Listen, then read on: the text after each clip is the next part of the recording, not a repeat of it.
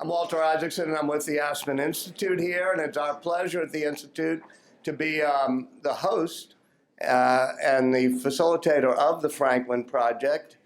The project began when General Stan McChrystal was out talking about the importance of national service 2 or 3 years ago in Aspen, and everybody related to it. And one of the things we try to do here at the Institute is turn thought into action. So we said, well, if this is important, let's try to create a program around it. General McChrystal agreed to chair it. He also thought to himself, I'm never going to raise another idea in Aspen again. This is, you get enlisted, if not drafted, to do something. But I think he was able to convey to us that this works on so many levels. I mean, this is an important thing that every kid in America could have the rite of passage that previous generations had. Secondly, the notion that there's an expectation and an opportunity to be able to engage in national service. And I think both are equally important. Nowadays, there's just no expectation. You don't get out of your zip code, out of your comfort zone, and unless you really make the effort to, whereas in previous generations, it was just expected that you were going to serve somehow.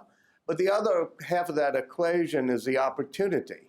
I think a lot of people coming out of college have been involved with Teach for America, and the biggest problem we have in Teach for America is 60,000 applicants for 4,000 jobs. There is a demand for people who want to spend a year or two in national service, but there isn't really the pipeline or the way to do it as easily.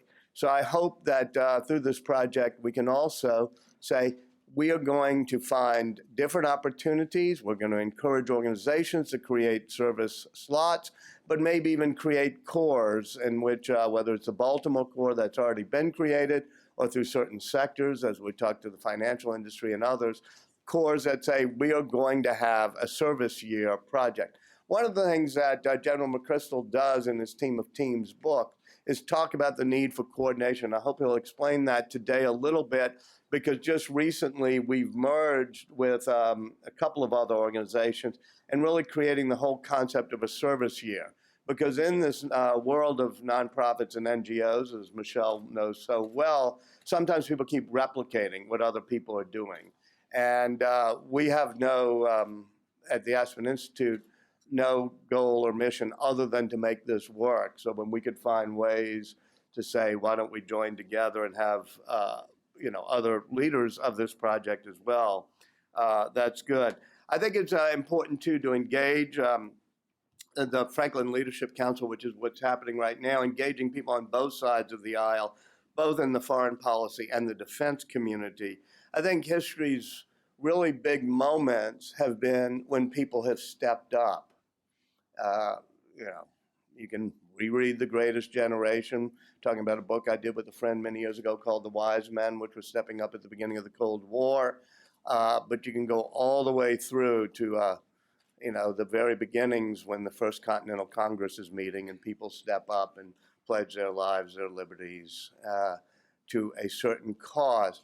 That's been lacking today. I think that undergirds all of the civility and paralysis problems we feel in the public sector, is that people don't have the sense that they're in service for something larger than themselves. When I look at any of the great people I've written about, not just Ben Franklin, but even to Steve Jobs, at a certain point in life it kicks in that you're part of something larger than yourself. And I think that's what a service year can do as well. And so with that, I want to turn it over to Tara, who is at the Franklin Project, and will help introduce today's program. Thank you, Tara. Good morning. Thank you so much for joining us. I'm Tara Mallard, the Associate Director for Strategic Communications at the Franklin Project.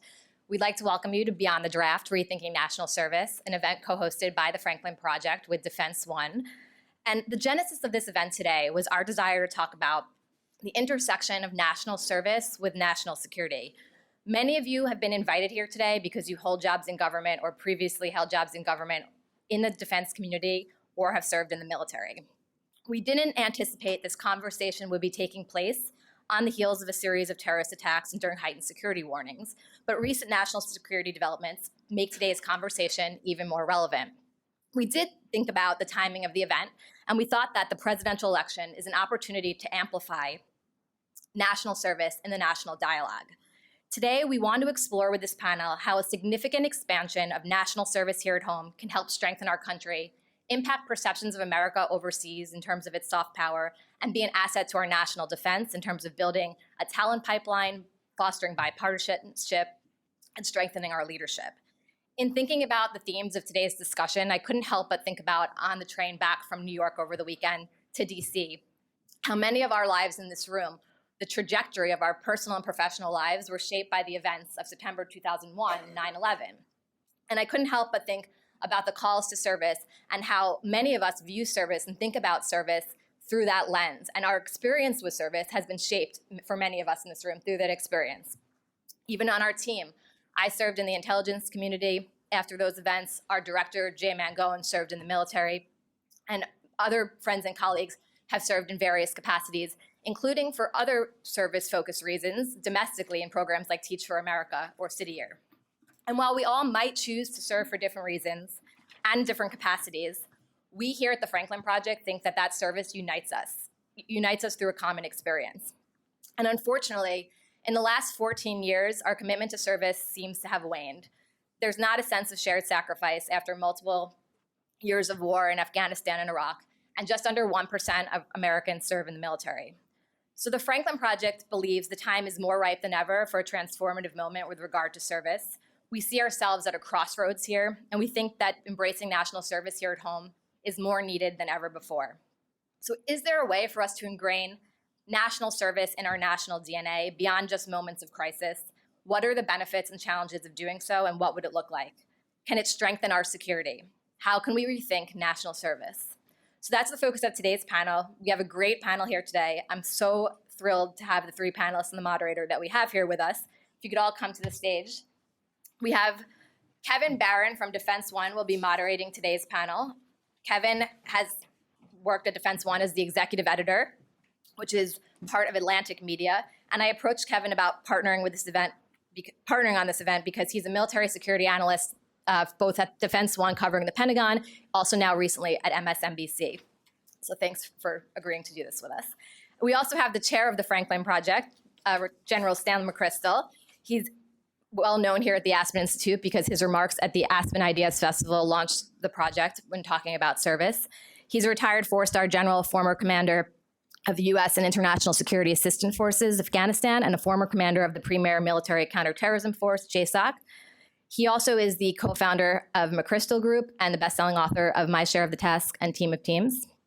And he's been chairing the Franklin Project and in charge of our Leadership Council, of which Michèle Flournoy, we're honored to have her here today, an active member of the Leadership Council of the Franklin Project. She's the former Undersecretary of Defense for Policy. She was the principal advisor to Secretary of Defense in the formulation of national security and defense policy, oversight of military plans and operations.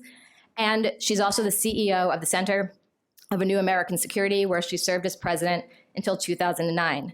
She also wrote a great piece for us on national service and national resilience, which I encourage you to check out.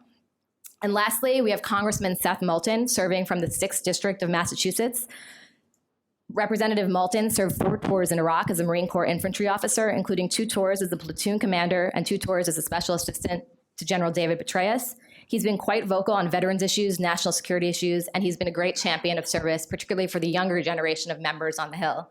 So without any further ado, I turn it over to Kevin, and I look forward to hearing the discussion. Thank you. Please, round of applause today. Thank you, Tara. Good morning, everybody. Thank you for coming out on the Monday after Thanksgiving, a rainy, cold Washington Monday. I'm sure you're all recovered from your tryptophan comas from Thanksgiving weekend, and I hope you all had a wonderful holiday weekend. And what a great way to start it off with a program about service. I think, when the holidays come, we hear about that in the news, and we see all these images of people volunteering and the president himself around the world, around the country for Thanksgiving. As Tara and Walter said, they approached me and Defense One, where I'm the executive editor, with this idea of putting together an event of some kind about national service.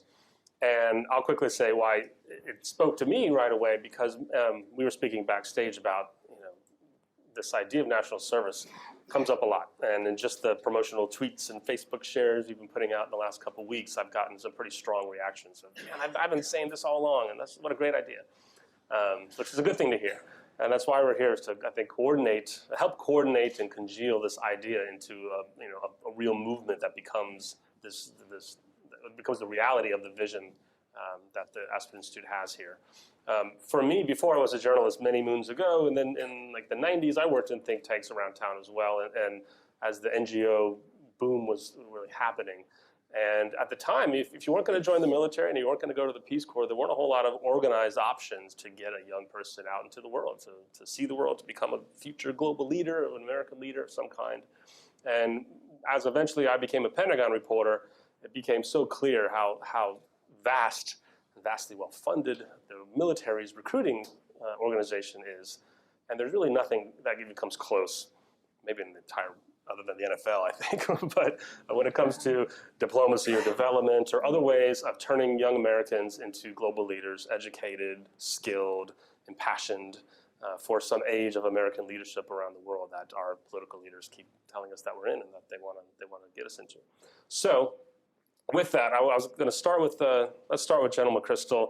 Tell us a little bit about not just the origins of this idea of the Franklin Project, and we're here today to talk about national service in the realm of national security. But Tara had a good point of saying how everyone, if you're in the city and you're in this audience, you're already serving. You're already doing something that's beyond what the general public usually is involved with when it comes to serving, at least at the national government, whatever your issue is level. So I'm a journalist, member of Congress, military, civil, political appointee at DOD. Why did you want to serve when you were young? I'm going to do what panelists sometimes do. I'm going to cheat. Go ahead. Go off on a tangent while you forget the question. It's okay. I First have many off, follow-ups. Walter often gives me credit for resurfacing the idea. I mean, this idea has been out a long time. It's in history. What it has been it's allowed to get weakened over the last few decades. And so I just happened to come along at a time. And I will tell you something that it's been a real honor to be a small part of this. And my wife said something to me a few months ago. We were at an event like this and we talked. And afterwards she says, I think that if you all pull this off, this will be the best thing you were ever a part of in your life. And I think she's absolutely right. And so I'm going to sound a little passionate today, so I allowed you can discount some of that, but it's real. The second is the people on my left and right. The reason I'm honored to be up here is because they are friends, and they've been friends. Not only do we agree on this, but Michèle Flournoy, when she was the Undersecretary of Defense, was one of those people in the Pentagon that you wanted to meet with. And there's not that many people you want to meet with. And Michèle could tell you no, and she could tell you the hard truth in a way that, one, made you understand it, and two, made you want to work together. And that's pretty magic. And that's sort of at the basis of what leadership is about. And this is someone who could be off doing other things and making a whole bunch of money and raising her kids much easier, and yet she's dedicated herself. And then to my right, Seth Moulton. I met him at a dinner one night, and just an extraordinarily impressive Marine veteran. And when I meet a Marine, I automatically check my wallet and things like that.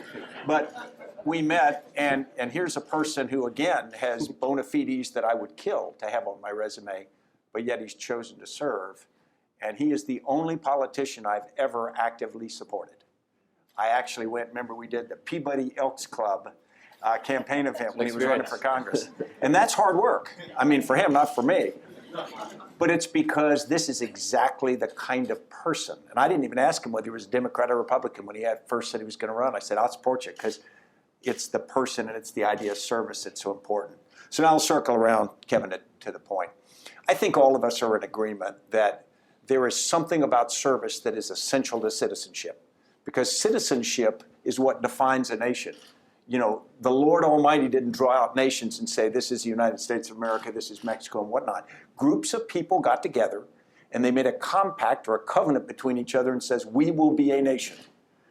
And when they did that, they took on some responsibilities, and they got some rights from that. They got to be defended. They got some other things that goes with being connected to other people, but you take on responsibilities, and you take on responsibilities for your fellow citizens.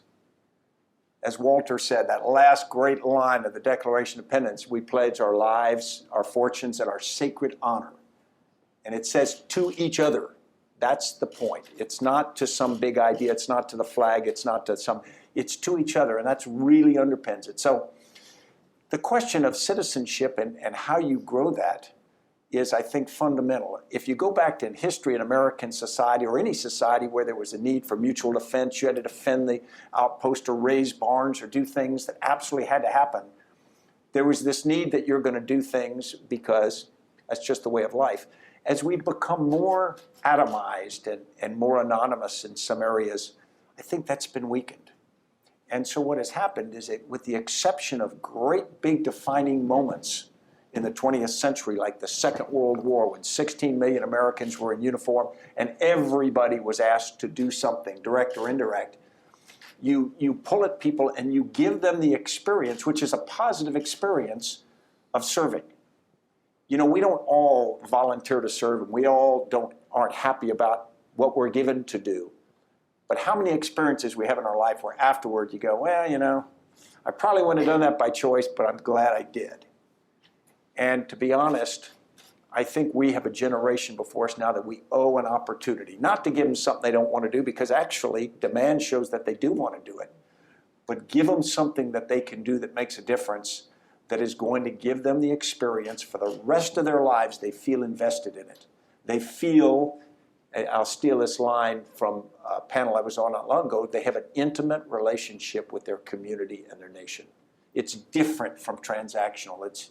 You're part of it. And so when I think about giving young people the opportunity, and over time I want it to be the implied responsibility to do a year of service, I think what we do is the greatest favor in the world, and we do the greatest favor because I think we then produce alumni. And it's not what they do during that year. That will be good work and it must be valuable. But really, the benefit of this is alumni. They are going to be, for the rest of their lives, different citizens. They're going to interact differently, and they're going to have different relationships between each other. And if we don't do it now, I think that we will continue to suffer from all the things that Walter described. Sorry for preaching on like that, Ken. No, when a four-star preaches, you let them preach, you know. I learned that long ago. All right, so forget the first question. As the journalist, my first question really is, what do you need to get this started? What's the first obstacle? Because this sounds like a great idea that's going to require either some huge government agency or some large outside of government body to coordinate, millions of American kids in a whole new, generational mindset. You're a member of Congress. You can create things like government agencies and fund them. What's the answer, either that you would like to happen or the more likely thing to happen to get all of this started and organized and funded? So I think, first of all, thanks for hosting this great discussion. I think there are several things that can be done practically. The first is, as was already mentioned, the demand already exceeds the supply of these opportunities. We are turning away young people who want to serve already because the program pipelines are not big enough. So I think there's a first step of simply expanding the opportunities that exist, whether it's Teach for America or AmeriCorps or Peace Corps and so forth. But I also think we need to think beyond government and government funding. In my work with other nonprofits like the Mission Continues, I've found that in the private sector, there are many, many companies that would love to fund national service or public service opportunities. In the Mission Continues, they end up supporting service platoons in various urban centers across the United States. But you could imagine getting corporate funding, sponsoring national service in various communities around the country, as long as those were validated and certified as legitimate opportunities. So I do think there's a funding piece, but we shouldn't just think in terms of federal funding, although that is important. I think legislation to expand those opportunities is a start, but we also need to draw on other sources of funding across the country. Then you have to think about that expectation. How do you incentivize young people. All the polling of this next generation, my own experience with my own teenagers, is that there is a desire to serve. People, they want to do something that is serving something higher than themselves. They want to connect with their communities. And so, is that not working? I'm sorry. Creating that expectation and some incentives. You know, I'm seeing high schools create an expectation that you will serve so many public service hours in order to graduate. You could imagine colleges viewing a year of service as a positive for admissions. You can imagine building on precedents like City Year, where people who do a year of service are given scholarships to use towards their college education. So we need to think about reinforcing that expectation with real concrete incentives for young people to go out and actually take advantage of these opportunities that we're able to expand. So there are a whole lot of concrete steps that need to be taken. I just want to add one more thought. I think this is a critical moment. I mean, General McChrystal's been out there beating this drum, Walter, everybody on this stage, and so many others.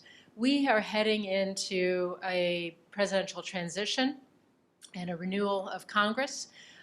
This is a key moment to get this idea in the platforms of both parties, of all the candidates, no matter their political stripes, to say, this is a good idea for America.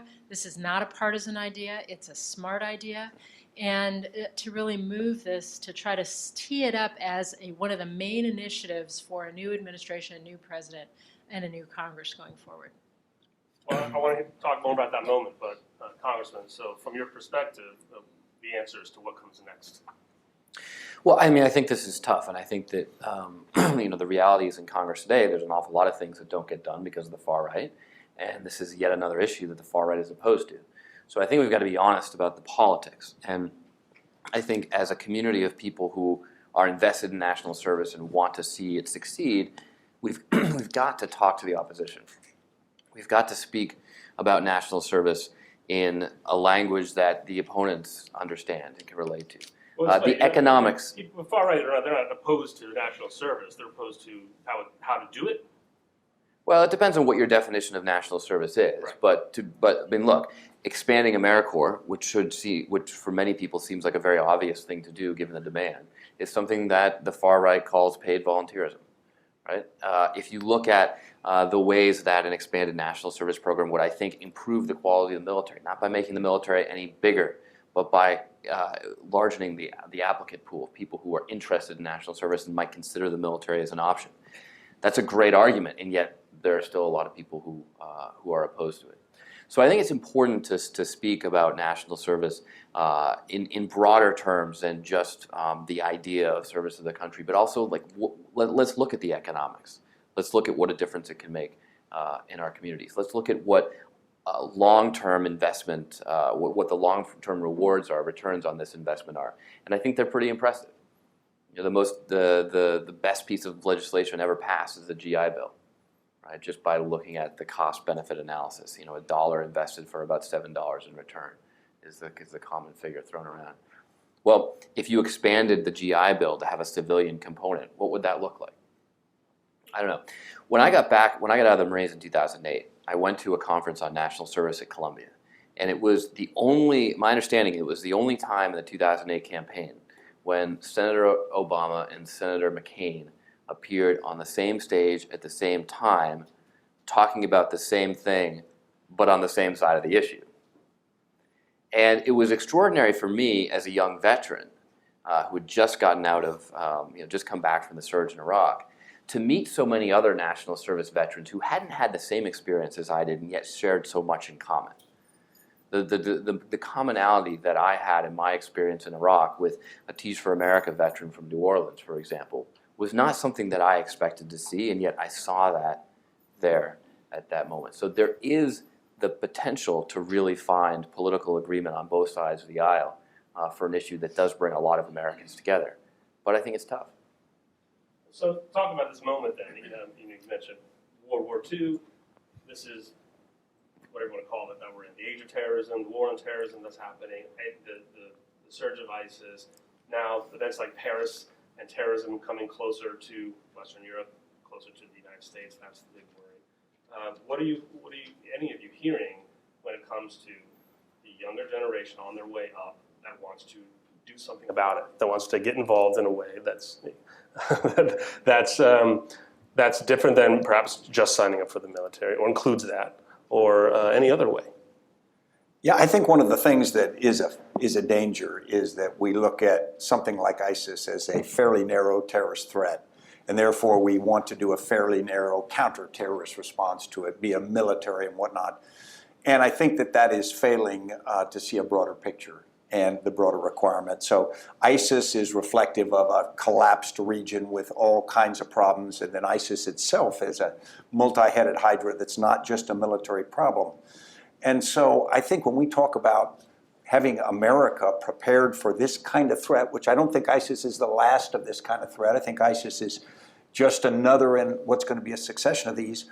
What we really need to do is, in terms of national security, is have a sense that every American's a part of it. And I don't mean every American's carrying a gun, but every American's got a responsibility for the strength of our democracy, for the values that we represent, for all of the things that make us a more unified society, because really security begins with being a society that can get things done, both at the political level, but at the local level as well.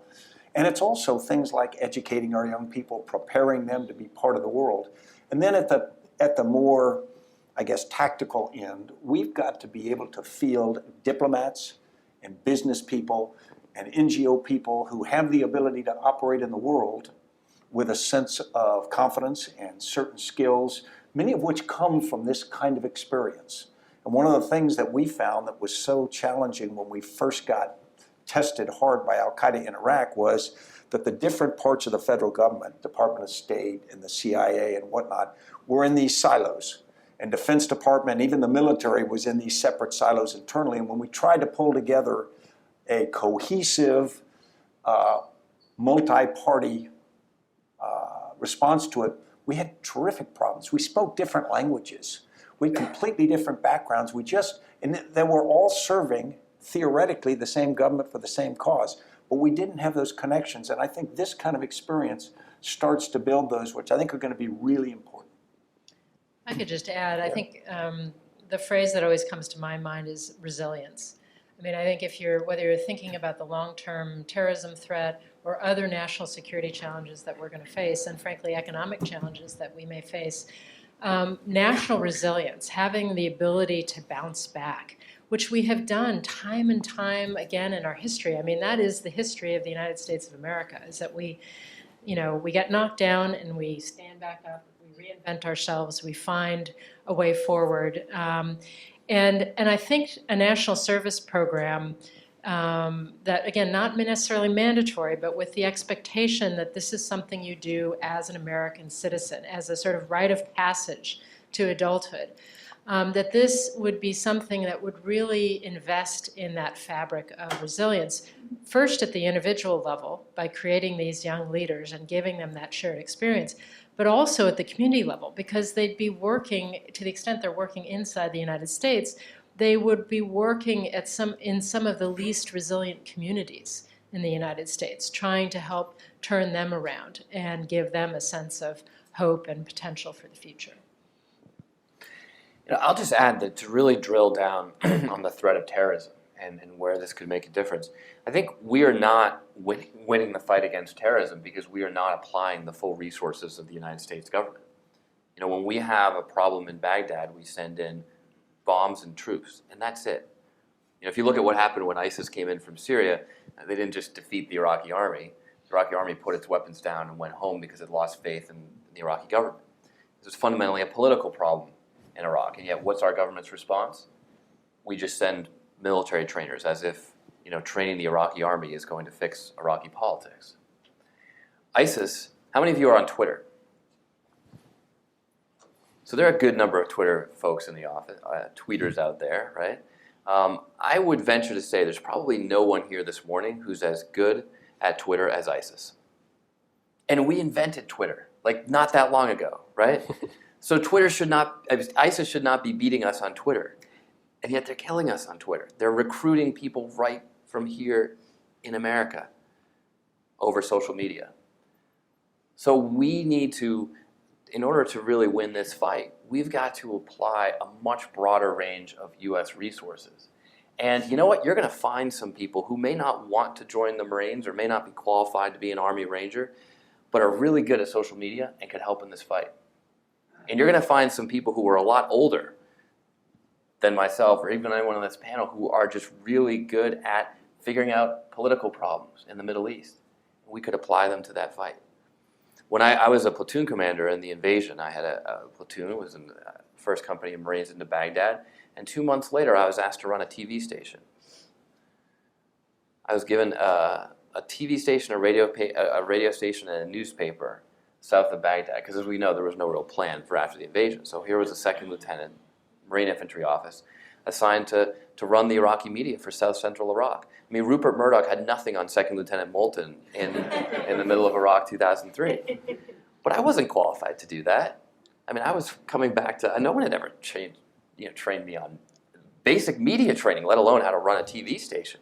That's a job that should have been done by someone else. And that's one of the opportunities, I think, with national service to really help our national security. Can I jump on that? Because Sure. it's something that I think both Seth and Michèle led toward. Military service, we think right now, if you're in the service, if someone says my son or daughter's in the service, you immediately think uniform service. If someone is a veteran, you think a veteran of military service. And I'm not sure that we haven't allowed that terminology to become too narrow. Because if we really think about it, just as Seth described and Michèle as well, what we really need is a much broader set of capabilities without everybody being in uniform, because one, you don't need them in uniform, and that's not where the talent is best, their talent's best focused. But yet their service should be like two sides of the same coin. Military service and other service ought to be equally respected, it ought to be equally rewarded, and it ought to be equally encouraged. And so when we think about it, when a person comes of age, the discussion around the dinner table should be, so where are you planning to serve? And any of these spectrum things would be fine. And they bring where they are best and whatnot. But we have to step away from the idea that only military service is asked to board the airline first. Why couldn't JetBlue Airlines, I'm on the board, say, all people currently doing your year of national service, board first? I mean, little things that would respect and reflect people. Why couldn't we have a GI Bill for everybody who serves and just make it a service bill after you served? I love President Obama's idea of community college free. As my wife said, just put a comma at the end that says, right after you finish your service, your year of service. But then, because then they've invested. They get something, but they paid for it indirectly. You know what I mean? But the country gets a win both ways. We get people with better values who serve, and we get people who take part in education. How about student loan forgiveness for those? I think all of those kinds of things should be tied to this because, again, they're investments in the nation's future, I believe. Well, Congressman, you mentioned this is a U.S. government problem, and keeping with terrorism and what we need.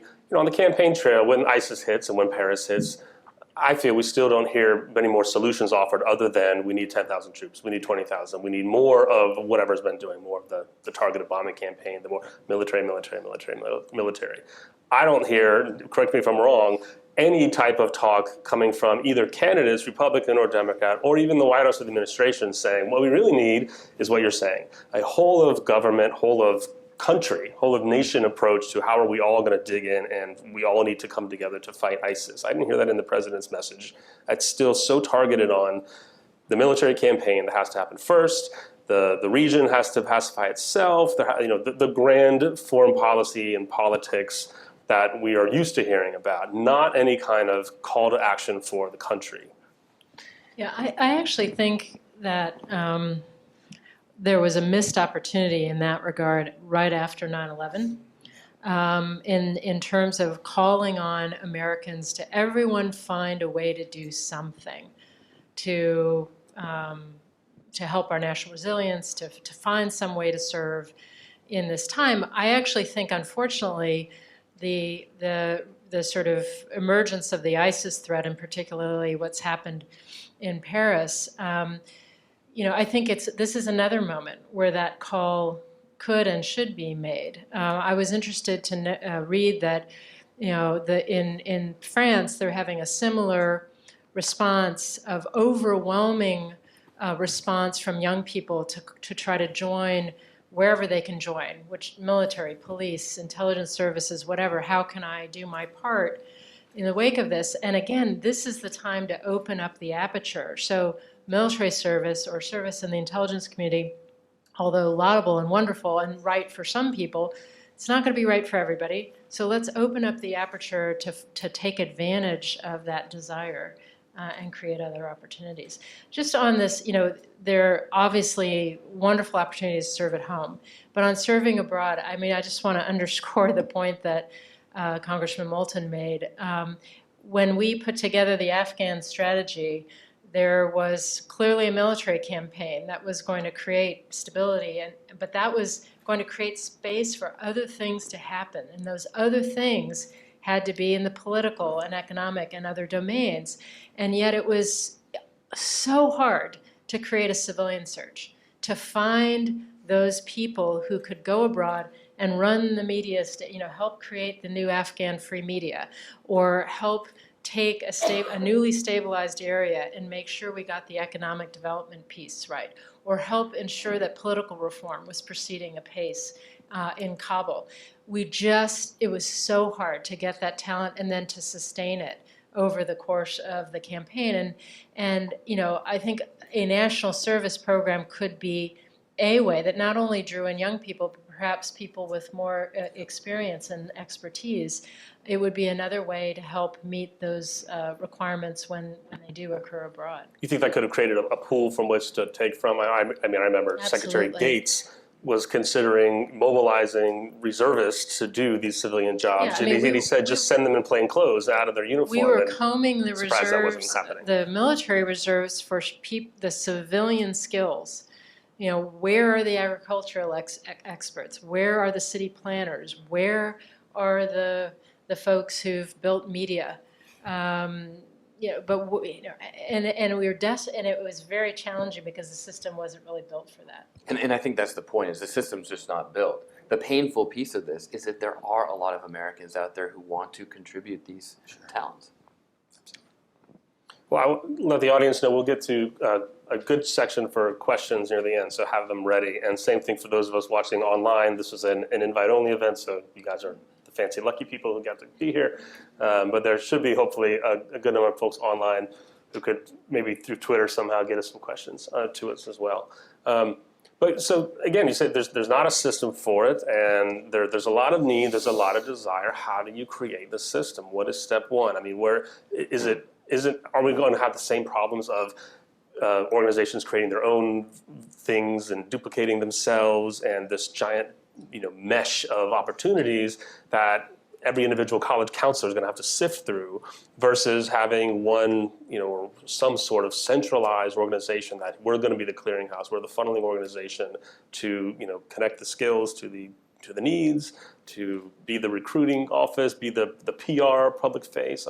You're talking about an enormous undertaking. Can I take the first part of that? Because Take it on. The alliance, now the Service Year Alliance, which Franklin is a part of, has taken a great step forward in this. There's much more to do, though. And the first thing, there's some practical things that have to be done. A digital platform has been created that's going to create a marketplace. And at the end of this year, it'll be open for business. And young people and their parents will be able to go online and look at the various opportunities. Organizations like NGOs or others that have opportunities will be able to put those in line. Donors or other people who want to support can go online and they can provide funding.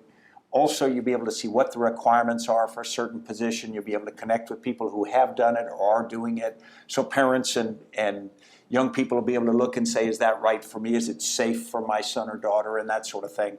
So that's going to create a much more efficient tool to allow us to make this work. But there are a number of other things we've got to do as well. One is we've got to create incentives. And one of the greatest incentives, of course, is expectation. If your parents, brothers, sisters, uncles, aunts have done service, that creates a family expectation. But also you want to get around the lunch table at school. You've got to get where enough people have done it so you're not the albino unicorn. who's doing it that no one else has ever thought of. And so you got to have that opportunity. Then you've got to get different elements to support this. And we've done a lot of work with universities. Mackenzie Moritz in the back end has been working. And so we're trying to get universities to do several things. One, we're trying to get them to give preferential admission if you've served. We're trying to get it on the common application, just a box. Did you serve? Because, nobody wants to get in a good school, wants to put no. And then there are other schools, like started first by Tufts, put in programs like the 1+4. So you apply, and if accepted for a 4-year program, you add a year at the beginning and you do national service for the year, and you belong to Tufts for the whole 5 years. And one of the things that does is it takes the angst away from parents. Your young daughter or son applies to a school, and then they say, well, I really want to go off and do city year for a year. I want to do the Peace Corps. And you go, you barely eked into that school. We don't want to chance this one. Have you met my parents? And then you go, well, no, he's guaranteed, because under this, a year from now, they get in, or maybe it's 2+1 or 2-1-2 or some combination thereof. And then we want to get businesses, and there's a set of businesses, of which my own is one, that gives up front says, we are employers of national service. We value national service. And what we want to do is get that with a lot more teeth, so that big name companies, and let's just pick Goldman Sachs, and I've been talking to them, we'd like Goldman Sachs to say, okay, we interview bright young person coming out of Yale, we want to hire you, and we want you to go do a year of national service, and your job is waiting for you as soon as you finish national service, guaranteed. If you don't finish national service, apply elsewhere. But if we could create that kind of expectation where all businesses were doing that, then at high end, of course, only a small group of people could apply to a Goldman Sachs, but bigger companies could do the same thing. They could give guaranteed jobs, they could give preferential hiring, they could do all kinds of things that make it easier to incentivize. And then at the back end, we talked about those things like a GI Bill or other things that make it easier. Right now, for a young person to do national service, it's a little scary because you're going to fall behind your peers. Your parents worry that you're not going to get on with whatever you're going to do next. We've got to take those away. We've got to make this not something you've got to jump over. We've got to make a bridge across this so it is the easiest way to go. And if it's the easiest way to go, those who have doubts, I think, will be more likely to do it. Well, so what are the differences between private sector, public, university of either need or desire or ideas to make this happen? Everybody I talk to is for it. One of the problems with this issue is, with the exception of people who worried about the funding of it, our opposition is inertia. Do nothing. And so we kind of say, well, that's a nice, and when I talk to a lot of groups, they go, Stan, that's a nice idea. And you can see in their mind, they're going, yeah, but it's too high, too dark, too wide, too whatever, we just can't do stuff like that in America anymore. And that's, if you stop and think about that, that's really scary, if that's what we're saying. I tell people, I read a book a couple of years ago about the building of the Boulder Dam. And at the end of it, the author says this was an amazing thing. We couldn't do it now. We could never get the different states to agree on the water rights and all the things. We just couldn't do that level of a thing because it takes too much coordination and agreement. And this is that kind of thing. And so what I would say is what we've got to do is convince people the value is so great and the need is so compelling that we step back from our fears and we do it. And I do think all the players are ready. They just want to see everybody else do it first. The irony with that statement in some ways is that there are a lot of thinkers out there much smarter than I who would say that the reason we can't do big things like that is because we don't have national service, because we don't have a common experience. We've never had fewer veterans in Congress in our nation's history than we do today. And a lot of the older guys talk about how it was different when you knew that you may have political differences, but you could focus on what was best for America when you came to Congress because you had that common experience of fighting together in the war. That's right. But is some of that a product of necessity versus opportunity? Meaning, there's a lot of romanticism about the WPA and CCC days, but there was also massive unemployment and people needed these jobs, and it was a purposeful top-down government way to get everyone organized, which ended up with these gigantic public works projects. thinking of it in that kind of light, is there really a need for American kids to say, I'm going to take a year off and go help the world when they can just enter the workforce and a lot of them make some good bill and just get going? Or not feel the connection, like you said, with the military. You're not part of the 1%. Not feel the connection to the war on terror. Not feel the connection to anything to do with global security, which is in this room, we're in the Aspen Institute in Washington, DuPont Circle. They get it. Look, if we as a nation were knocking it out of the park right now, we might say, hey, we don't need to change anything. But I don't think that's the general assessment of how things are going, right? So I think that there is a need for this because it will make us a stronger nation. But do you think that people believe it enough to do it, or is it going to require on their own, or will it also require a very coordinated top-down somebody, maybe like a 4-star general, to organize and force this on Americans and say this has to happen, and America at writ large need to get going with this? I think it's both. I mean, I think you need senior leaders using their bully pulpits to create a top-down call for this, and to do it across sections of government, parties, civil, military, and so forth. But I also think it's going to resonate because I think Americans, we may not have the economic crisis we faced at the time that you mentioned, but I think there's a crisis of public confidence in our government and our ability to come together as a society and to work across the aisle and to make decisions and compromises and move things forward. And I think you see both anger but also potential for apathy. And I think a lot of young people are looking for something positive to contribute to moving things forward. Government's been decried as, not the way to go. The partisanship is very polarizing. But I do think there's a window that people feel that we are not our best selves. We are not showing our best selves. And I want to be part of doing something that does show America's best, contribute to American resilience and our, appealing to our higher angels or whatever the right phrase is, but living our values more fully.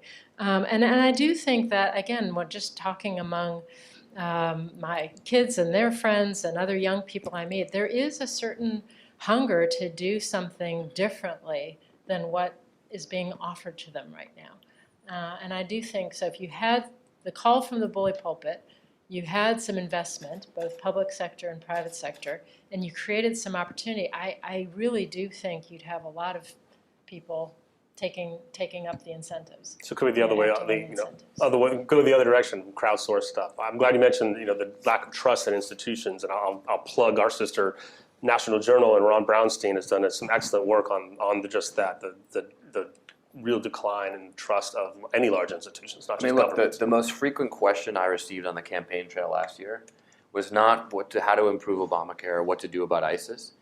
It was, why are you doing this? You have so many opportunities. Why do you want to run for Congress? And that's not a good thing. That's sad, right? If they're saying you're actually kind of talented, Seth, don't go to Congress, right? No, that's a real problem for us as a country and for a government. And by the way, there are 5 or so AmeriCorps applicants for every 1 AmeriCorps slot today, if I've seen this. That's number's correct. If you expanded opportunities, you would see that number go up. You would see demand rise. When I decided I graduated in June of 2001 from college. So when I decided to join the military, it was before September 11th. And I have one of my best friends from college. He and I used to meet for breakfast all the time and have different debates about anything. The only time he ever got just seriously angry at me was the day I told him I was joining the Marines. And he slammed his tray down, I remember exactly where we were sitting, and said, "That's stupid," in slightly more colorful terms. And he walked out. And he felt that way because he cared deeply about me.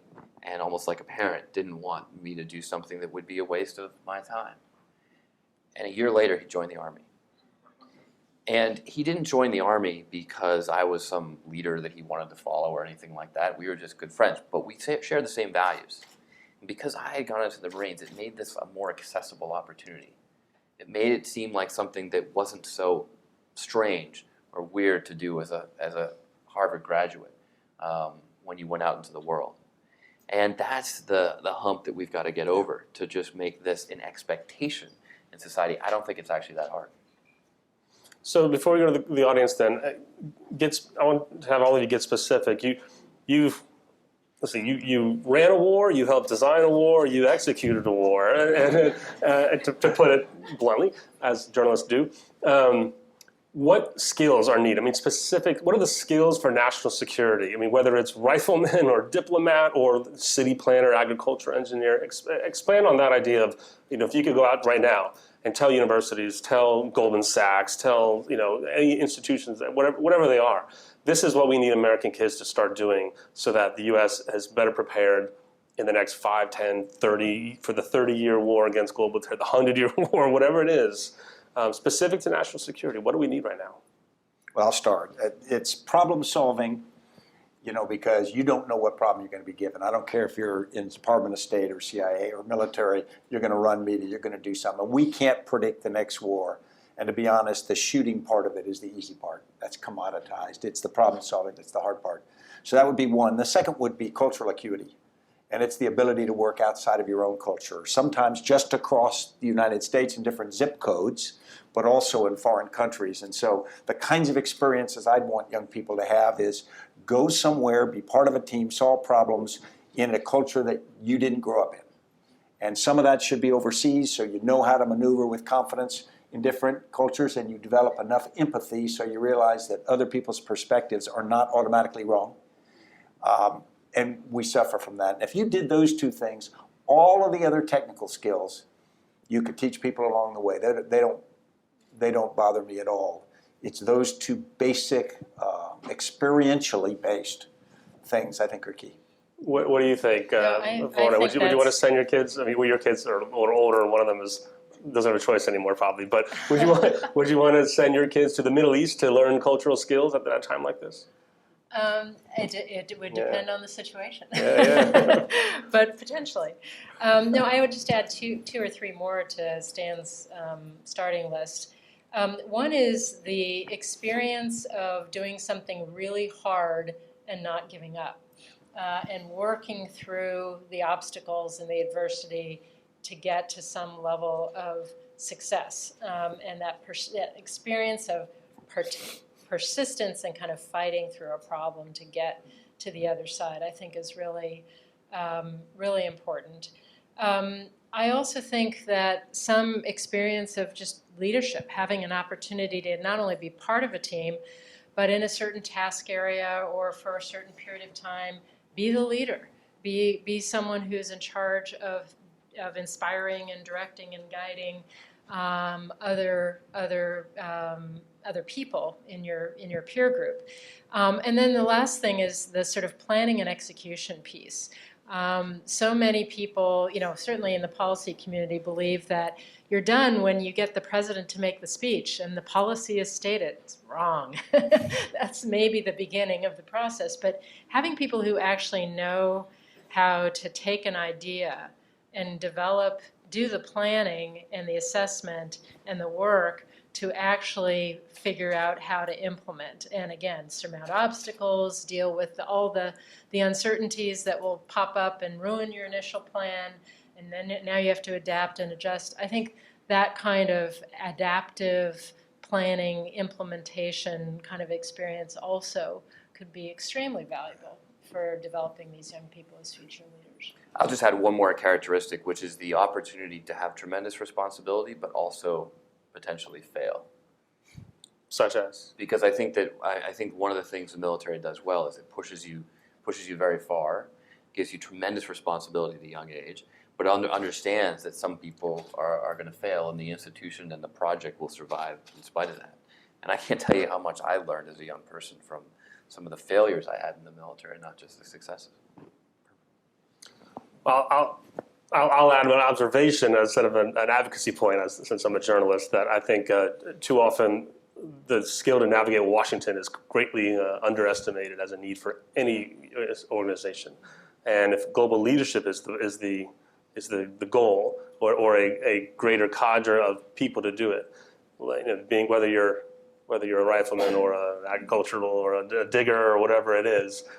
That's the skill for the time for now. But if you can't come back to Washington, or there are people in Washington who can advocate and be the champion for that issue. Well, we know what happens in Washington. So to our audience, let's have some good questions for this wonderful panel. We have a nice mix of them, and I've got this gentleman with this quick hand right in the front. Please tell us your name, Thanks, Matt. where you're from, who you are. Keep it short and ask a question, or I'm going to cut you off. My name is Dr. Chris Howard. I'm the president of Hampton-Sydney College, Welcome. soon to be the president of Robert Morris University. And I'm also on the Senior Leadership Council with that fine journal that I worked for when I was in the Air Force. Stan, I mentioned this before. I'll say it one more time. I love the idea of two sides of the same coin. I think that we should have literally a coin that has two sides, national service and military service. And I think a lot of people would print that for free. I would op-ed about it in the Huffington Post, but I wanted to advocate for that again because young people like shiny things. And so let's give them a shiny thing to put in their pocket to let them know that they're connected. An actual coin. An actual Like coin. a challenge coin. Like a challenge coin, but with national service. Yeah, you can, even as a journalist, you got that, right? We're track. And don't cut me off. Now, last two things very quickly. So teaching at University of Oklahoma, teaching at Hampton-Sydney, teaching at Robert Morris in the future. In the past, I had two young people I remember vividly, one Native American kid, one African American kid, both got in to teach for America. And I remember talking to them going, they're not coming from, not because they're Native American, African American, they didn't have much money. They didn't have much resources. And so as I was advising them, they finally, I said, I know you want to do this, and I'm encouraging you to, but I know you need some resources. Both of them ended up, one went to a private school to teach, one went to Morgan Stanley. We lost two great young people, but did we lose them? So how do we deal with that chasm of wealth, especially what you're saying in terms of, do we need government support to give them the resources? Because some people don't have the luxury or feel like they don't have the luxury to serve because they need to, handle the bills. Thanks. This is a good point. So the path to the military for many, especially for either economically disadvantaged or minority races, was financial. It was a quick way to a paycheck and a quick way to the GI Bill to get that skill. Yeah. But does it then transfer? If you're going to go do national service, not just join the military right away, is that a path? How do you keep them from going on a path that leads them away from national security? Well, I would say I think it's a bit of a mistake to say that everybody who ends up in the military, or even a large percentage, did it for financial reasons. I mean, I certainly knew that in my platoon of Marine infantrymen, if you ended up in the Marines and in the infantry in that place, you really wanted to be there. Sure. So it was one of for some categories of recruits. So I think you got to be a little bit careful. But I think the point is is that you can't feel a consequence, a real negative consequence to doing national service. And I know, Stan, you've thought about this a lot. Yeah, no, that's exactly right. And Chris's point is good. And it gets to the point I was trying to say about the bridge. It's got to be considered a good thing, not a bad thing. So if the person decides to Teach for America instead of Morgan Stanley, they shouldn't feel like this was either or. They ought to feel like it's this and that. And so places like big businesses of all kinds ought to be just anxious to grab people as they come out of service. And it ought to be well known to everybody serving that this is a very advantageous step. And the reason on the service year, one of the reasons we push it must be, in my view, a year, because you want to be completely immersed in it, but it must be paid because you don't want it limited to people who have outside money from family or something like that. It's got to be everybody. And for people who don't have resources, it's got to, again, be when I come out, I am more advantaged than I was going in. So it's not like I gave up a year or two and I'm behind my peers. It means I'm actually going to be a step ahead of them. And this gets into the incentives that we talked about. And just real quickly on that, I remember when I applied to different companies after school, because I like most college graduates, couldn't decide what I wanted to do, and national service was not one option. But I applied to several companies, and there was one company out there that said to me, we would rather have you go serve in the military for a few years and then come and work for us in the future because we think you'll be a better leader. Every other company just said, come right now. If we could instill that, it was Burlington Northern Santa Fe Railway. And you know what? The first company that I called when I got out of the military was BNSF, because I valued that they valued my experience. But you didn't become a railway man. You're not a conductor. One day, I spent a year working on a high-speed rail project in Texas before I ran for Congress. Believe it or not. So there you go. There's a connection, I guess. Look right here, this young woman in front. Hi, Anastasia Delaccio with Sister Cities International. I'm also a young leader with Franklin Project. I think that I've been hearing a lot about part of the barrier is actually parents. And so I'm wondering if there's some sort of strategy as well to engage them. I'm thinking about mom bloggers. I know government with Study Abroad has really done a lot of engagement from them, and it's worked. I know the UN Foundation, I helped to engage mom bloggers a lot with the Shot at Life campaign in order to educate people around vaccines. And I think part of the barrier is that parents are scared, both for one, financial reasons, and two, they don't want their children to go out and be potentially at harm. But if they're educated more, then they're more likely to push their kids to go serve. So. Yeah, no, I do think there's a huge public education component to this, and parents, engaging parents to reassure them that not only is, first of all, it's safe, but also that it's advantageous. And I think, I love the idea of having just gone through the common application, putting the box on the college application form that says, did you serve, and having that be a plus. That's one of the most powerful things you could do for any parent who's trying to help their child's advancement, is they see anything that's a plus is going to get their attention. And then you couple that with this digital marketplace where they can actually go and look at real opportunities, what might work for their children, hear from real people who've already done that, had that experience, get that reassurance and so forth. I think there's potential there, but you are right. The word has to be gotten out. It is not out now, and it is a sort of unknown and therefore slightly scary to most parents right now. We have this one in the front. I had her hand up for a while. Front row. We'll work our way around. Hi, Kathy Roth-Duquet with Blue Star Families. I had the opportunity, I wrote a couple books in 2006, 2008 that thought a lot about national service, and so I got to research that topic. Everyone wants national service. When you do public opinion polls, the majority of people are interested in an optional national service, and the majority of young people are interested in it too. Most political figures see the benefit of it if there's not a price tag associated with it. So I don't think you need to spend time convincing people that national service of some kind, a voluntary one, is a good idea. Every system is perfectly designed to get the outcome it gets. We don't have national service right now because our system is designed for us to not have it. So I think you're exactly right, that lowering the transaction costs and increasing the incentives will get something that we already have a large recognition that we need to do. There are two opportunities that spring to mind to me in addition to the, I think, excellent ones that you all have suggested. One is that ROTC developed as a concept in America because the major universities demanded it. They said that to have as America was becoming a great power, we needed an officer corps that was trained in the civilian values. I think if you could mobilize the Franklin Project, could mobilize many of the major college presidents to call for this and to include it on the Common App, but also to make it a positive thing, that's an opportunity. I also wonder if the selective service moment isn't an opportunity to ask people to consider this and perhaps build in something more structure. It's something that's already exists in law. Yeah, can I take that? Because Kathy and I are old friends, but I completely agree with everything that you said. We've been working with the college presidents and whatnot, and a lot of them, and you get support, but colleges are, and this not to be negative, are essentially conservative institutions, and to get a significant change in how they do business, it takes some pressure. Some of the things I'd like to see is lowering transaction costs. We have military recruiting stations. And right now, in some places, you have separate Marine Corps, Navy, Air Force, what if you had a recruiting station that is a service recruiting station, and you go in there, and on one end of the spectrum, you've got the Marine Corps, on one end of the spectrum, or one place you've got the Peace Corps, another place you've got all of these different opportunities. So if you walk in and you're not suitable for one, you can go to the other. And then just the economies of things like getting your data. There are certain things, biometrics, that they have to get, all these kinds of things. And a parent could go into this place, and they could be physical places, and they could be virtual.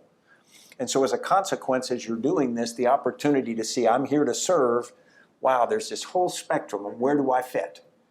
And I just think it's a compelling idea, but it gets a lot of different entities that have not traditionally worked together to hold their breath and right? Hold their nose and get in the same place and do it. And I think it just would be really powerful to we can move forward. You think Human Resource Command is going to let the Peace Corps set up a desk inside the Army recruiting station? I think that if the military doesn't have a good enough product to save it, to compel itself, that would make it better. If you think about it, it would always make everyone would have to keep tuning their product. If you expand opportunities for national service, as I described earlier, more people will be interested. There will be a lot of 18-year-old kids who say, no, I wasn't going to do anything. But if I have an expectation to do something, heck, I'm not going to do the Peace Corps, I'm going to be an Army Ranger. I'm going to join the Marines. So the number of applicants for the military goes up. The talent pool improves. And it's going to benefit the military a lot to do this. I had back there in the glasses. So Scott Beal, the CEO. Wait for the microphone, please. Good morning. Thank you for this great conversation. My name is Scott Beal. I'm the CEO of Atlas Corps. We bring leaders from around the world to volunteer in the United States and Americans to serve overseas. Congressman, I'm particularly interested in your comments about how ISIS is out social media, the U.S. government and U.S. society in general. And I really do think that as part of this conversation, it needs to talk about how more Americans need to serve overseas through Peace Corps and other programs, particularly in Muslim-majority countries. And frankly, leaders from around the world, including leaders from Muslim-majority countries, need to come and serve in the United States. So we can find ways to work together and to not just counter violent extremism in social media, but counter violent extremism working side by side. So to the extent that this, which I'm a big proponent of national service, but can be a larger conversation about service in general, I think helps solve both problems at home and around the world, which, as we see in Paris and around the world, really we need new answers for. We need new solutions for. So a plug for exchanges as a national service option. I've been out there the past couple of weeks about the importance of keeping the open door for Syrian refugees who are coming here. The very targets of ISIS, I think, we're actually harming our national security to shut off that flow of refugees because it's something that ISIS can use against us. And I'll tell you, I have gotten more emails from fellow military veterans who have talked about how they're worried about their Afghanistan or Iraq translators or how much they learned from bringing those allies here to the United States in support of my position. And I think it speaks to exactly what you're saying. It's, these military veterans, I mean, look, they're disproportionately Republicans, conservatives by some measures, and yet they had that cultural experience overseas, and so they get this issue, I think, much better than a lot of Americans. That's good. We'll go back this way, the gentleman with the beard in the middle there. Let's see. Thanks. My name is Dave Salamine. I own a company that helps candidates talk about national security and foreign policy issues. And I think all of the routes you've discussed today have been college-bound routes. I've heard Harvard and Yale talked about from the stage. Probably 99% of the folks in this room have a college degree. 70% of Americans don't go to college. And within 30% that do, there are huge economic and racial disparities. So our goal is uniting people around a shared experience. I worry that if we're only thinking about college-bound routes, what we're actually doing is taking an even narrower segment of that 30% and making it an elite experience, not a shared experience. So then we can talk a little bit about that. Let me take this. Yeah, let me take this one because I think you probably haven't been listening to everything we said.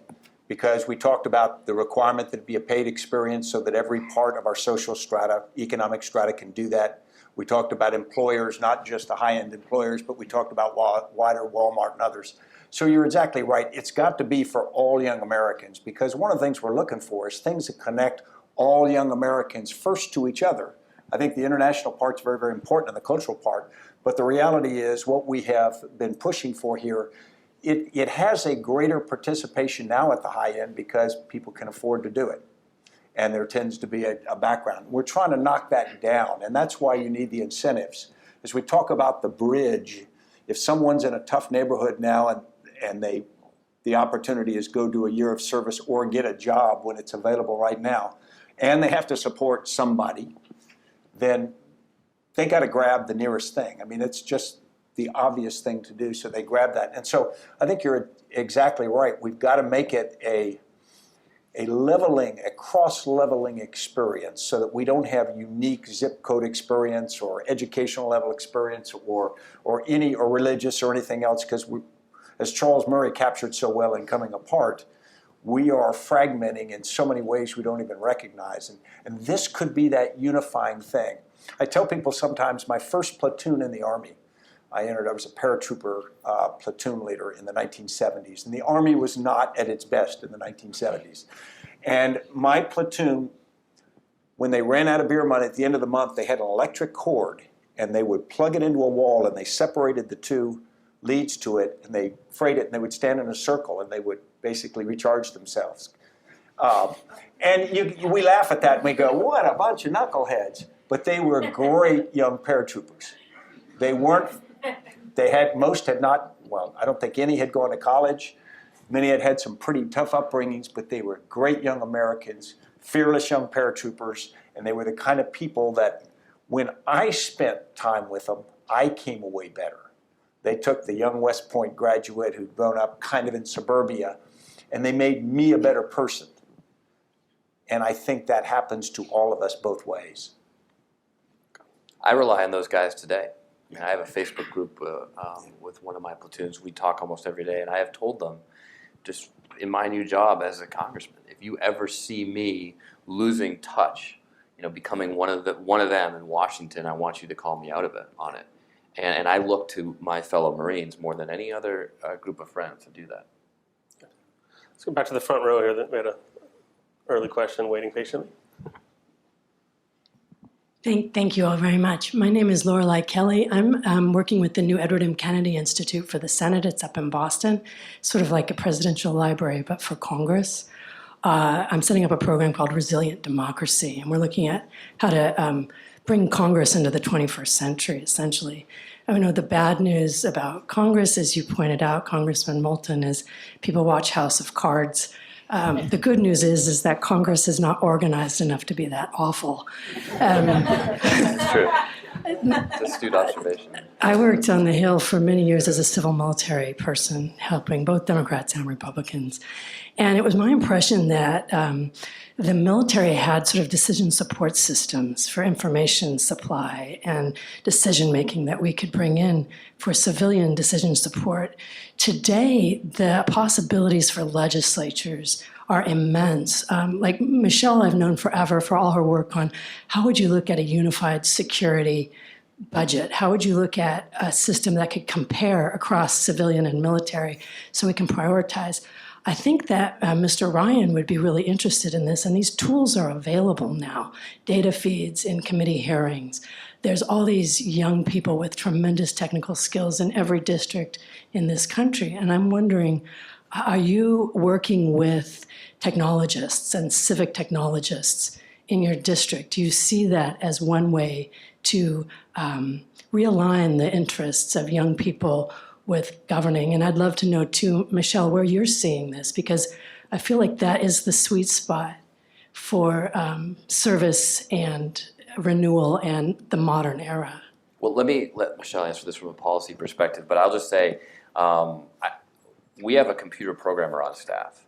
And I don't know if there's any other House office or Senate office on Capitol Hill that actually has a programmer as our software engineer as a member of the team. So I think this is absolutely essential. And if you just walk into my congressional office, you'll be greeted with a big vertical TV screen that we call the dashboard that we're trying to use to talk not just about the work that we're doing, but about how people in our district are doing and how they interact with us in the congressional office. So this is something I believe in.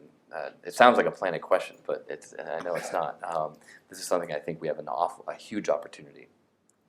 I think it's a great idea of figuring out how do you leverage people who are interested in things like big data analytics to support and help target where we focus our opportunities for national service. Because even if we were wildly successful in what we've all been talking about here this morning, the actual need, the communities that could use that kind of attention and support, the need is so overwhelming in even what we could imagine being able to provide in terms of a supply. You're going to need people to help figure out where is the highest, best application of these resources. And I think getting the young people who are very technology literate and very interested in that kind of analysis to be part of a national service structure would be, I haven't heard that idea before, but it's a really good one. This side over in the back of the, yeah, waving your hand. I saw you earlier. Hey, my name's John. Thanks for the talk. Former military officer. Just finished my PhD in War Studies, King's College London, and member of the Truman National Security Project. So my question is really about kind of principles. We started by talking with General McChrystal about the founding documents of the country, and I noticed this interrelationship between national security as a concept and national service as a concept. It seems like one of the problems is if we need a lot of public sector funding, getting people to agree not just what the nature of national service is, but what the nature of national security is. And a lot of people, at least in this town, part of the narrative, they want to be very restrictive about what that means. And so often it's limited to military and kinetic aspects of military stuff, whereas we're talking about education, building communities, public diplomacy. I guess the question is, how do we think, if we want to do national service and promote that, how do we think we need to shape the narrative on what it means for, in the 21st century, to promote our national security? Yeah, I would start. I think that's a great question. When we try to articulate, and I think I do a poor job, I talk about citizenship being the sinew that ties together a nation and what gets people to do things and what gets people to work together. And it's that kind of an organization that, as Michèle said, is resilient and can deal with emerging problems because you can never anticipate all those problems. The challenge with that is you are talking about investing in something that's not as easily objectively counted as military units or things like that. And also, we tend to look at crises in short-term fashion. We think of ISIS as a crisis, an existential crisis. In the great scheme of existential crises, I don't think it is one. I think it is a problem in the world, but it's not a crisis. There are some crises that face America. One is our inability to govern ourselves now effectively. Could be a crisis if it continues. I think education is the kind of thing that can be a crisis that weakens our nation. So getting the narrative so that we can put in perspective those things which really matter, because a lot of your solutions take a long time. We are talking about something where we're investing in a number of generations year after year, and the payoff comes in decades, not in a year or two. And it's harder, I think, to mobilize people to invest in that kind of thing if the payoff is longer. And this is where I think it comes back to what both Seth and Michèle were talking about with data. I really think that we can harness data now to at least help support this. It's not a solution for everything, but it could connect some things. Like one of the numbers we see is if you do national service, you have a much higher likelihood of voting in the future, of volunteering in the future, of all the things that we normally equate with active citizenship. And if we can tie those kinds of things back, if we can tie them back to you do better in a job, all those kinds of things, the more we can tie those, I think would help us. But I think we're imperfect at that argument right now. And I think what we do need to study, kind of like what you mentioned about the GI Bill, where I'm pretty sure that and I know Franklin has made some initial efforts in this regard, but $1 invested in a national service actually yields multiple dollars in terms of economic, the well-being of communities in the United States, and at an individual level, probably the earning potential of that individual over their lifetimes. I'll stress you mentioned data and databases and biometrics and the difference. I just was thinking how when I graduated college a few years before you, not so much longer, my older brother gave me a book that was something like 24 jobs in social justice.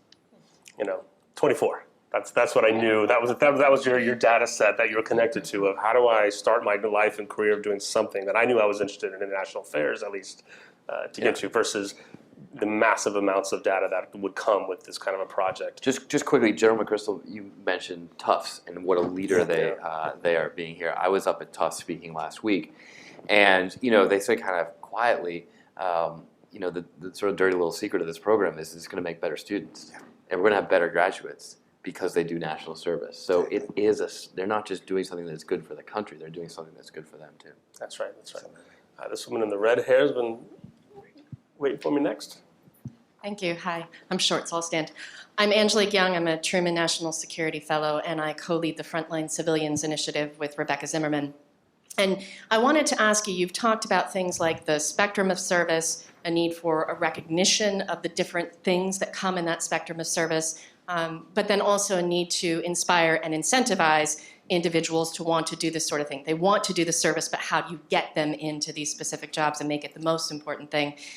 And I want to point out that the frontline civilians community that exists, these are aid workers, diplomats, journalists, NGO workers. These are people who are essentially your ambassadors, who are serving on the front lines now or have served on the front lines in the past. And they are the people that can stand up and inspire young individuals and tell them just exactly what the value of national service is. But one of the things that we still see as a challenge that you, General, mentioned is this issue of recognition of that service and recognition of those tours that were also done in Afghanistan and Iraq and Mali and elsewhere. So how can we come back to that, getting the American public to really recognize the value of that service, which is going to help them be inspired to send their kids to those places? I think one thing you need to have is veterans need to speak up. Yeah. Veterans need to talk about this. On the Armed Services Committee, I haven't done any study, but it just seems like it's often the veterans, the people who have spent time in the Middle East, who really understand the need for a political component to our fight more than anybody else. And it's the people who haven't fought who are more quickly to say, oh, just bomb them, just bomb them. So I think that's one place where we can help. I think it's also trying to get, frankly, media interest in telling some of these stories. I'm here. I've been involved with another NGO called the Partnership for Public Service, and every year they do the Sammys Award. It's basically awards in various sectors from foreign affairs and national security to health to economics, and they basically profile remarkable civil servants and who've saved billions of dollars on a program or invented a drug that's going to help cure a type of cancer or just unbelievable stories. And we have killed ourselves trying to get some kind of media coverage, like take a couple of the award winners and do little profiles on CNN or in Defense One or whatever, and it's like pulling teeth. It's so they take do a profile of a veteran in a second, but they won't necessarily profile these. So I think trying to create some traction in the media, trying to tell these stories so people are aware, but also creating that pathway. How do I okay, once you inspire someone, how do I actually become like you? How do I follow in those footsteps and lay out that bridge so that people know how to walk across it if they are inspired? Let me take it even another step further. There are some people right now who have a megaphone that we get 50 or 60 people to listen to us. Donald Trump's getting 30,000. If you could get, and I don't single him out, but if you could get candidates to show real political courage and stand up and say, this is something I believe in, and be specific enough. If they just say, yeah, I believe in service, everybody should serve, and they leave it so amorphous that it means everything to whoever's hearing, then it's not very valuable. But if someone stands up and says, and they're going to take a little heat for it, because if you stand up and say it's two sides of the same coin, there are going to be some veterans who say, you're taking something away from me. Not many, but there'll be some. There'll be some other people who've got reasons against it. But if we believe in it, and we want to do it while somebody has the podium when people will listen, I think they ought to say it. And I'm listening for it, and I haven't heard much yet. We'll have a lot to ask about the candidates, but we have probably time for one more. I do want to say before the last question, a couple times the Truman National Security Project has been mentioned, and we should probably explain a little bit of that. I wrote about this project in a feature article in Defense One, a national journal last year. But it's an interesting example because of a political need, a service organization was created. So it's an interesting hybrid, but it's definitely a partisan one, where they base themselves. Their story is they base themselves off of heritage, and where the conservatives had, as they call it, an old boy network to help get their like-minded folks elected, and when they get elected, to populate government jobs. And so some young Democrats came together to form some different organizations, and out of it, it's a long story, Truman was born, where basically was to organize on the left Democrat people who were interested in national security, who wanted to come to Washington and get experience in think tanks, in government, in the military, different organizations, so that when their candidates are elected, they're ready to go and then could jump into and be effective governing managers of these institutions.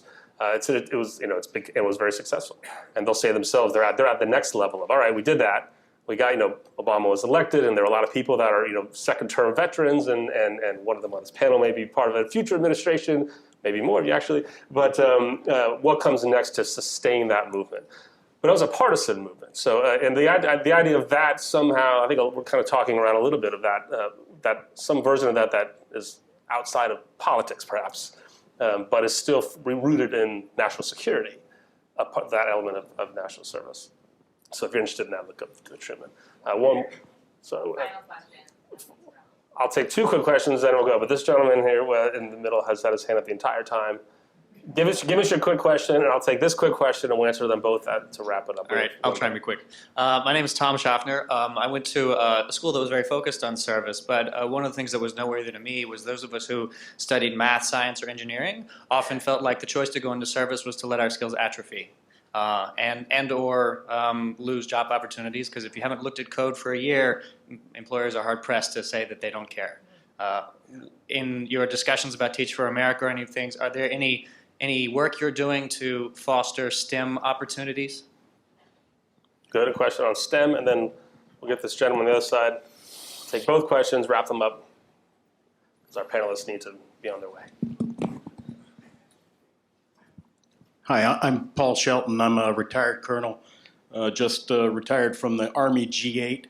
Before that was with the Army Capabilities Integration Center, where we integrate all these disparate things and put money toward them. And before that, I was a senior service college fellow at Tufts. I think as I sit here and I make observations about each one of these people's experience, it occurs to me that in the Army, we don't do anything without a requirement. We're a requirements-driven organization.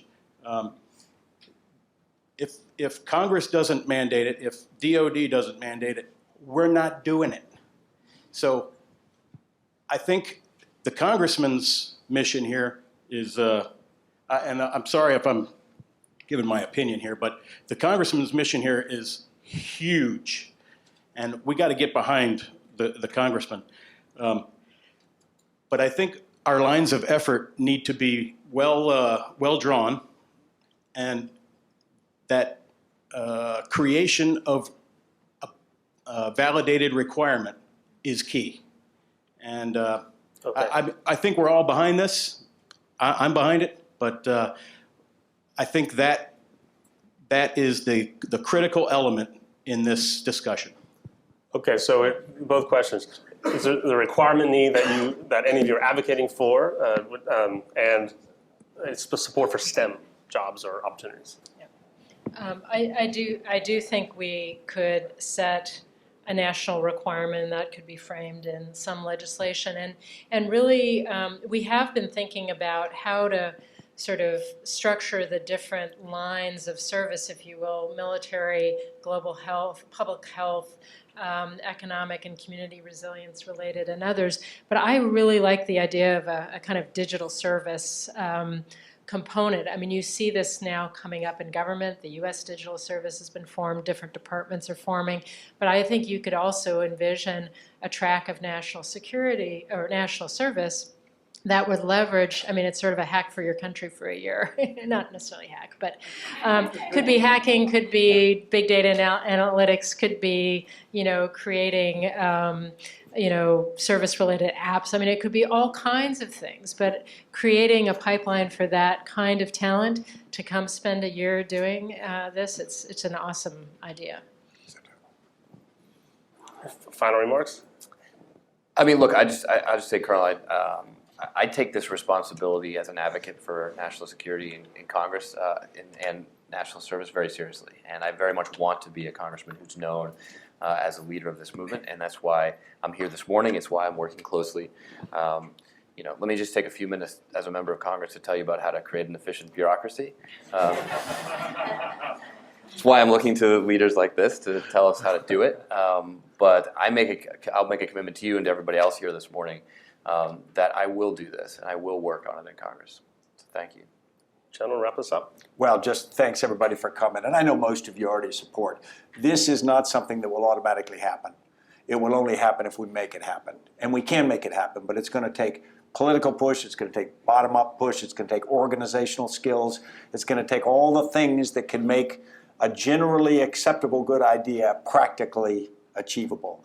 And that's going to take an awful lot. I'm committed to it. I know Michèle and Seth are, and I know a tremendous number of people you met earlier who are just doing extraordinary work sort of in the shadows to make this happen. And anybody here we can enlist into that effort, and any of your friends, et cetera, I'd sure appreciate it. Well, ladies and gentlemen, we have 3 Americans who long ago dedicated themselves to service, and Undersecretary Flournoy, General McChrystal, Representative Moulton. A round of applause for them and for the Aspen Institute. Thank you all for coming. Thank you for watching.